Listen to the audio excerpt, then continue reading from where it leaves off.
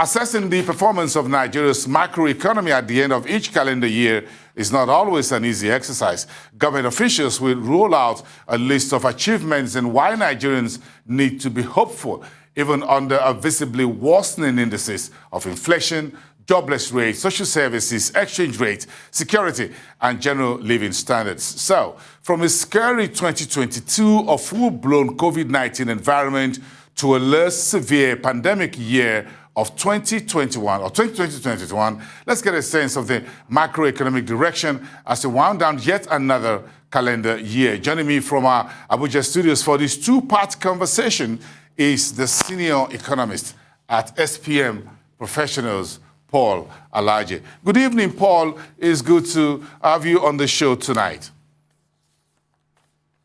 Yeah, good evening, and thank you so very much for having me. Thank you. It's always a very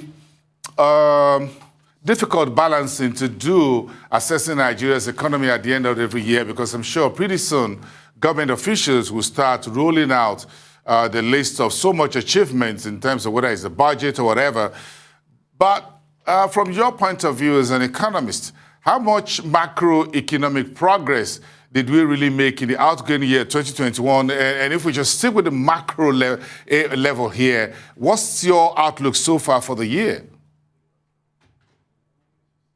Well, like you mentioned earlier, some of the numbers are not yet out, but if you can make projection based on what has been out on quarter basis, the first and the first among the headlines will be what is happening to GDP. GDP growth rate. Recall that we entered the year with a very small GDP growth rate, which was at a time less than 1%. But as we speak, what we have is above 4%, properly speaking.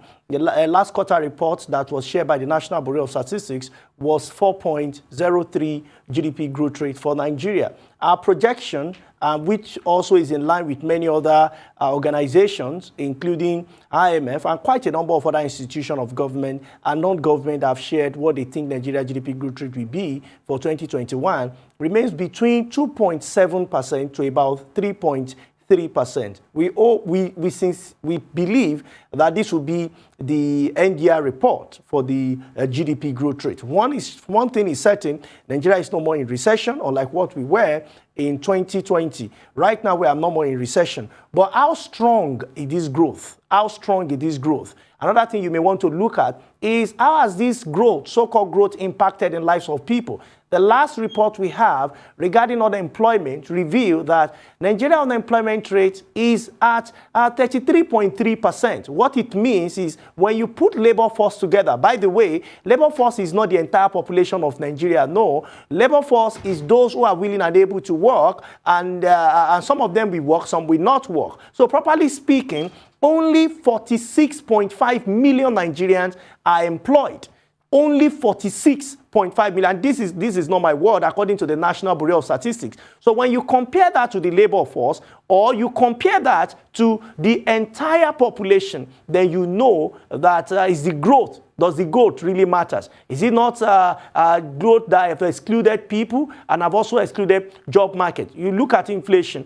We started on a very high note. Inflation continued to climb in the beginning of the year. The growth, the increase was significant. But I think in the last one quarter, we have started seeing inflation increasing at a reducing rate. According to the report that was shared by National Bureau of Statistics for November, it has now decreased from what it was in October, year on year, from 15.99 to 15.4%. And when you look at poverty, last year report showed 40% of Nigerians are living below poverty line. But for this year projection, because of the month we are almost ending now, a few days to the end of the year, the projection is about 90 million Nigerians might be said to be above poverty line. But if you up the number, the income level to about $3.2, you might have 71% of Nigerian population living below poverty. If the number increase to about $3.20, it is something that is really worrisome. So while you have what we call the good, the bad, and the ugly seems to have overwhelmed what you may want to call the good on the macroeconomic front. Yes, the good, the bad, and the ugly. But give me a few more indices. You've talked about inflation. We'll spend more time on inflation, on unemployment and the jobless market a little bit later in the second part of this conversation. But we'll talk about key indices that can signpost 2021 economic period from 2020, aside the virus, which everyone will blame for virtually everything. But would you say for 2021, you've seen some milestones, perhaps some game-changing things from the Buhari's administration, that you can say we're taking that on board, we're taking that on into 2022. For 2021, you can say, yes, these are specifics. Well, CBN continued to intervene in the market, and that cannot be underestimated. Mr. Emefiele and his team have continued to intervene and to support the weak macroeconomic environment, especially the policy that have been made regarding Monetary Policy Committee lowering the monetary policy rate to 11.5%. We have started to see the result of this rate. Again, we have also seen global oil prices increase because, of course, quite a number of countries are back to work and the lockdown policy are no more in place. So because global oil prices increase, it's giving the Nigerian government more revenue to also spend on the economy, either in investment or on consumption. But we can say that Paul, we are seeing oil prices is up, but this year is also a year of serious borrowing. Yeah, I'm going there. Yes. I'm going there. Even before COVID, there is a policy of government that still has negative impact on the economy today. And if you ask me, it will be the border closure. The effect of border closure is still very much evident in our economy. Now, when you look at the budget, you saw that 2021 perhaps is the time where we have budgeted, we have unprecedented budget. But when you take that budget to the US dollar and you find the value today, you wonder how big in real terms and in dollar terms that budget is. Now, we also have, as much as we have unprecedented in terms of number and in Naira, we also have huge debt, which of course have started to affect Nigeria. Even those that have advised Nigeria to keep borrowing, they are now having a second thought that how would you be able to pay? For instance, our projection on debt to GDP, on borrowing to GDP, it's even going beyond government-owned set targets. And this is a huge worry that our indicators. You also look at foreign direct investment. Okay. It's not back to pre-COVID period, as you might want to mention. But we have seen that the foreign direct investment is better, relatively better than what we had in 2020. And these are some of the things I think Nigeria may want to talk about as both the good again, the bad, and the ugly in terms of the signposts. The Buhari's administration officials will tell you, and Mr. President himself will say, and it's often said, that what they are taking are very hard, difficult decisions that will give Nigeria a better future. I want you to think about that. Now, are these difficult, hard decisions that the administration is taking right now, does it look to you like there will be light at the end of the tunnel, or does it look more like we're digging in rather than making socio-economic development as fast as we are?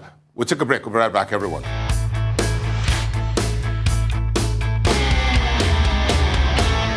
Yeah, one of the naughtiest problems for the Buhari's administration, even as the year 2021 draws to a close, is the high and increasing level of unemployment.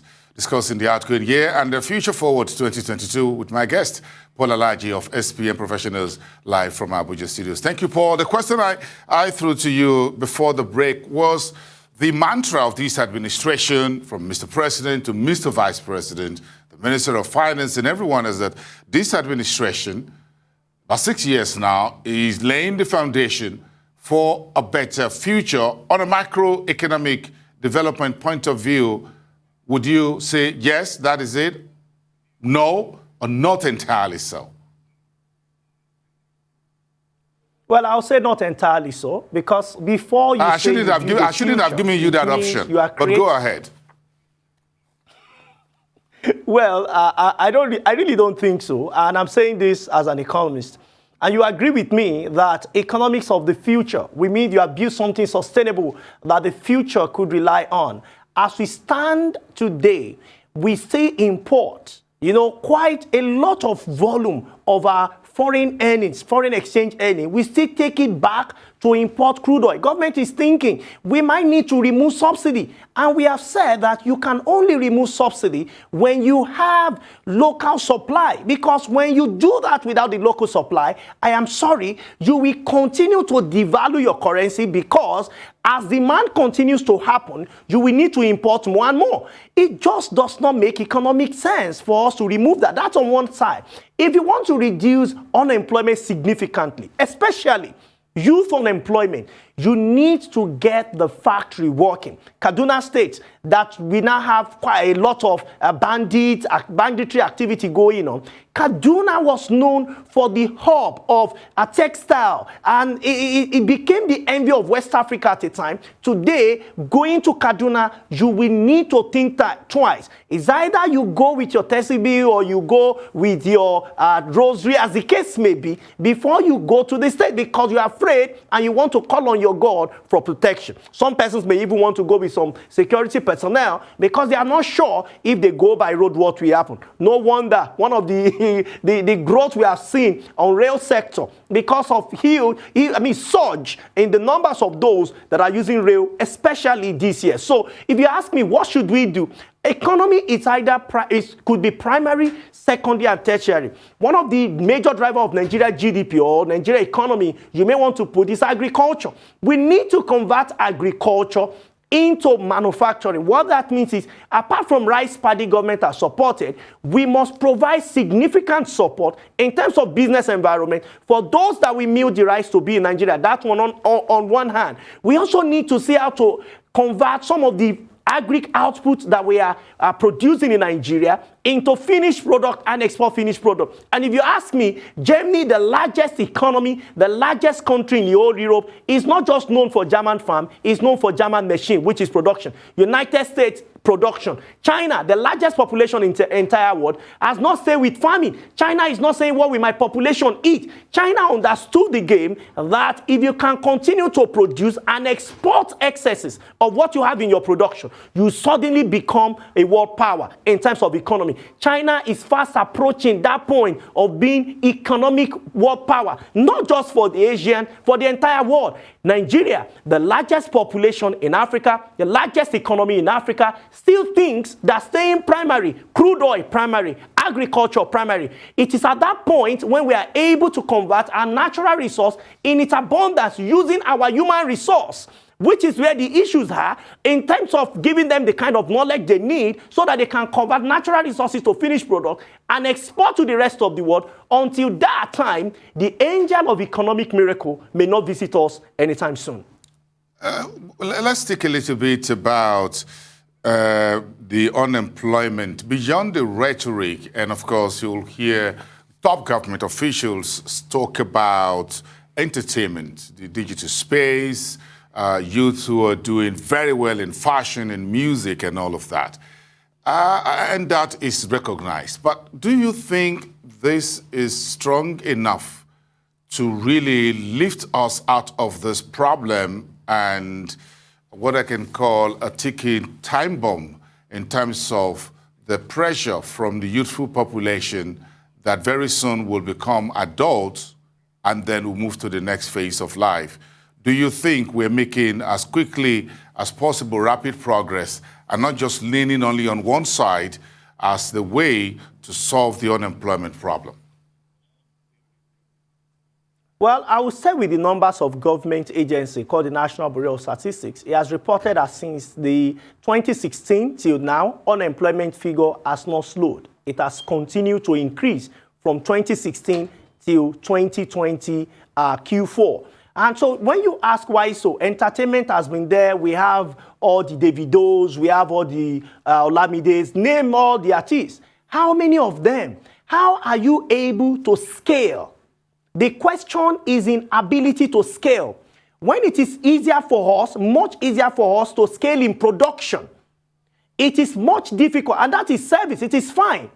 But the compound disc that we buy, the modem we buy, the internet where they put all of this information, who provides them? So beyond the individuals that are doing well, who is managing our production? We need the entertainment, we need art and craft, whatever government we want to say. But the numbers is saying otherwise. So who do you stay with?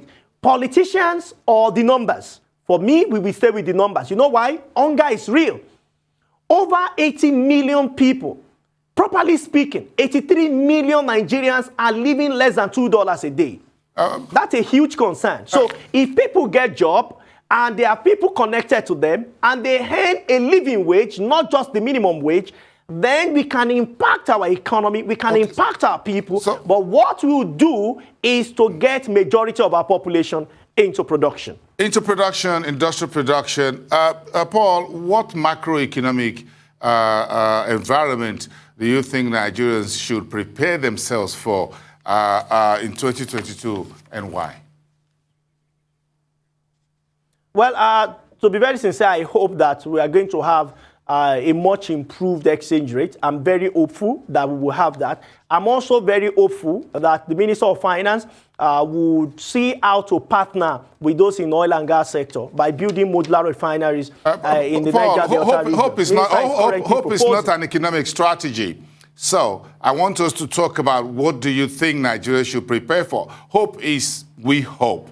Hope does not put food on the table. So what should Nigerians prepare for in reality? It is not, but you see, business community cannot change macroeconomic variables. They live in it. Government, we need to change the environment and prepare the environment for businesses and humans to live in. So will fuel subsidy go next year? Will electricity subsidy go next year? What should we prepare for? What should I prepare for? Higher inflation, exchange rate, what? When subsidy goes, prepare for higher inflation. With higher inflation comes higher poverty. With higher poverty comes higher crime rate.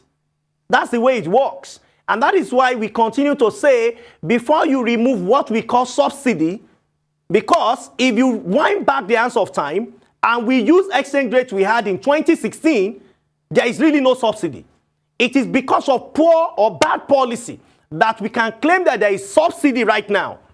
But if you use the exchange rate we had in 2016, you will see that there is actually no policy. I mean, there is actually no subsidy. So the question is, who should pay for our economic sins? Who should pay for our economic mistakes? Nigerians, Nigerian businesses, or Nigerian authority? So if subsidy goes, which of course, if obviously I've said it openly, that wait till you have local supply, refineries working, which is my point and advice I'm giving to the Minister of Finance, that instead of giving 5,000 to the so-called poor people, who I doubt if they have BVN, that we claim we want to transfer money to, why not lend the money to those who want to build modular refineries in about 10 months, then let this refinery works, and the one government said they've invested in the refinery that is going to private sector, and give out the 4 refineries we have before you say you would therefore remove subsidy. Because if you don't have local output equal demand, what you are saying is Nigeria should be ready to pay for more. What does it mean to labor? It means disposable income will significantly be negatively impacted. And I don't think that is the way to go. Paul Alaje, senior economist at SPM Professionals. Enjoy your evening. Thank you very much and see you next time.